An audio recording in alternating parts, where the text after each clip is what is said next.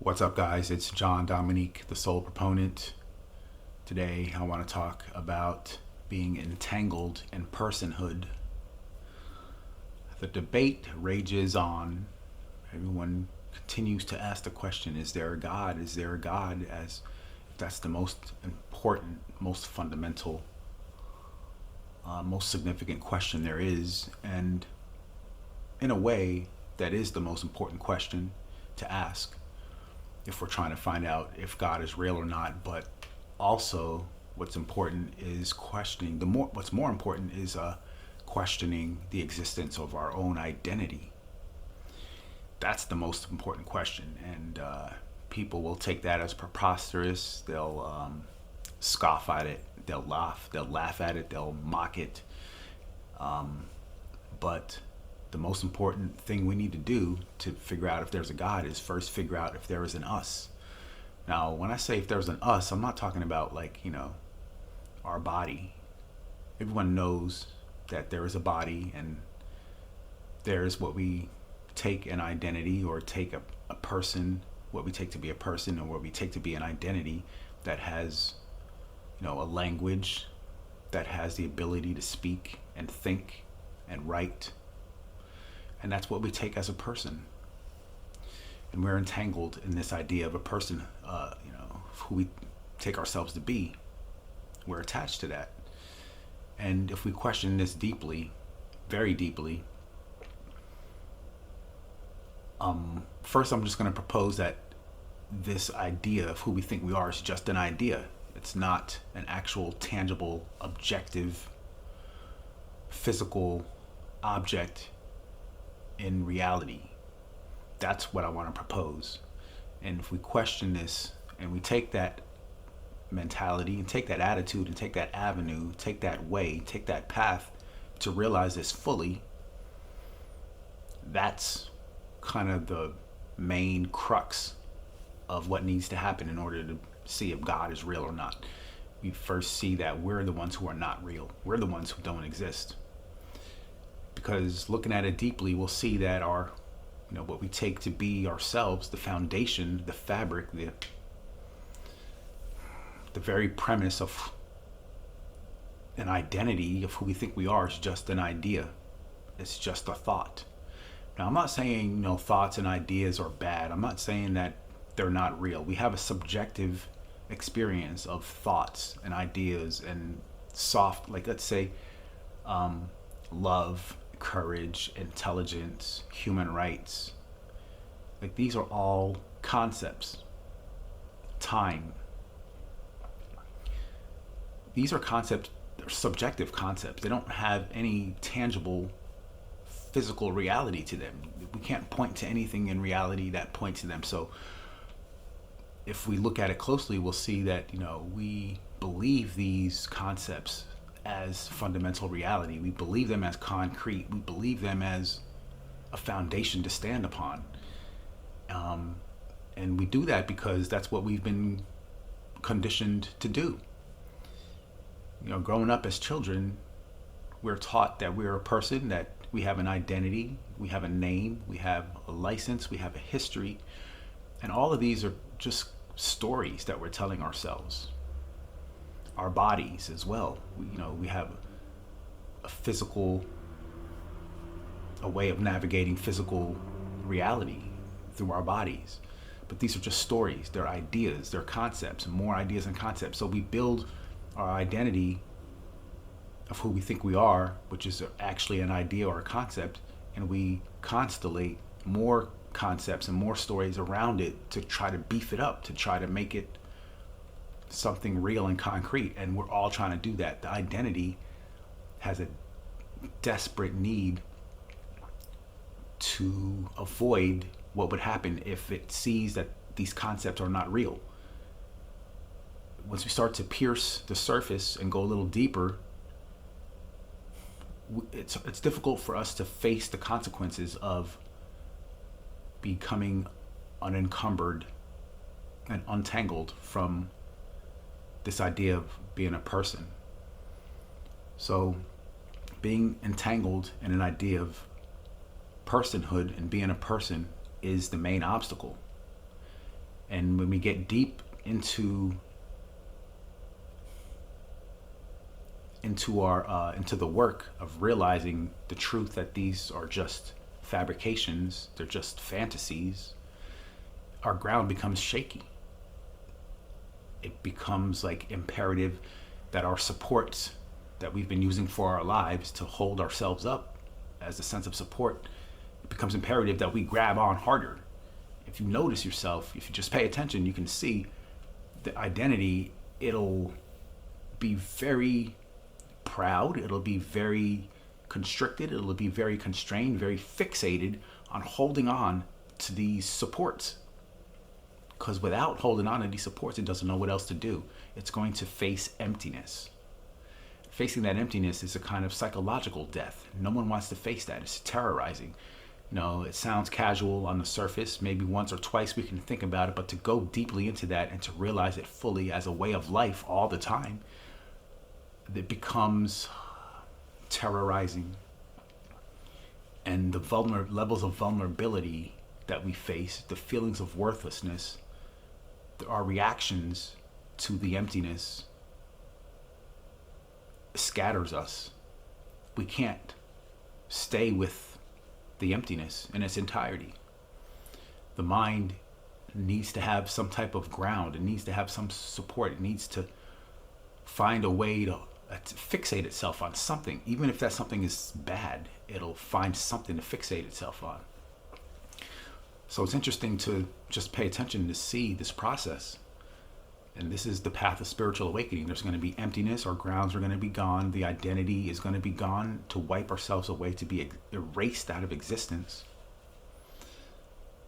It's a process that few people are willing or ready to even think about. So what I'm talking about today is becoming untangled from being a person, from personhood. And being a person is all that we know. That's what we've grown up to be. And the way society and civilization operates is that this person is like the most important thing.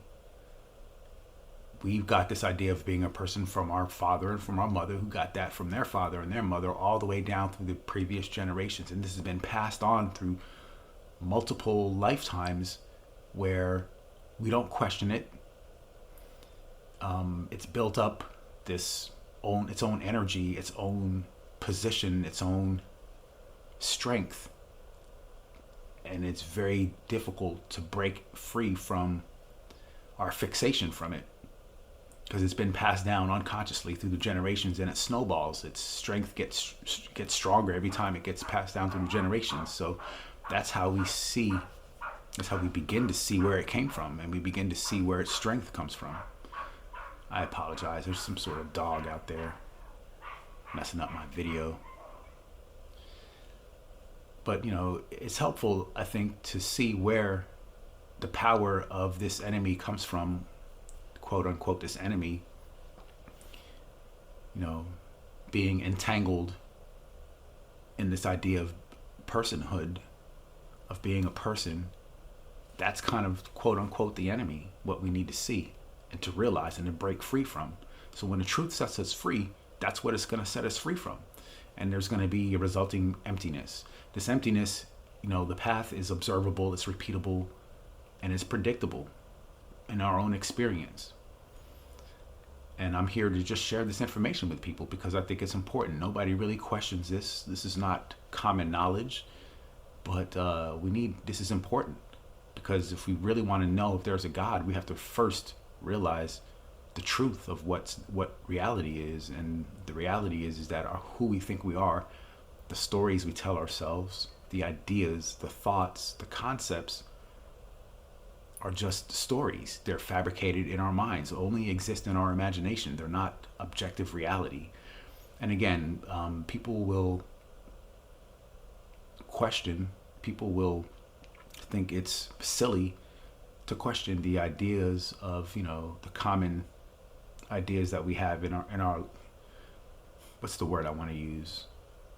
The universal qualities that most humans go, feel in their lives, like, maybe jealousy, anger, hatred, love, joy. We have all these qualities that we think are universal, and they are. So, but these are subjective experiences. Now, what I want to point out here is that, subjectivity is not something bad. People say, oh, subjective doesn't count. It does. We need to acknowledge our subjectivity on the path, and to understand that our subjectivity is part of objectivity as well. So we need both. We need subjective and the objective. We can't just do away with our subjective experience and think that that's gonna, we'll only get half of an awakening, half of the truth. We need subjectivity and objectivity both together. So I'm not saying that our ideas and our concepts are bad. I'm not saying that there's no truth to them. I'm saying that we need to look inwards inside ourselves and use our subjectivity as a tool, as a way to see the entire truth and not just part of the truth. Our subjectivity needs to be included. And the subjective experience is that if once we become untangled in this idea of being a person and the idea of personhood, we'll see that our subjectivity is part of our experience, and we can't do away with it.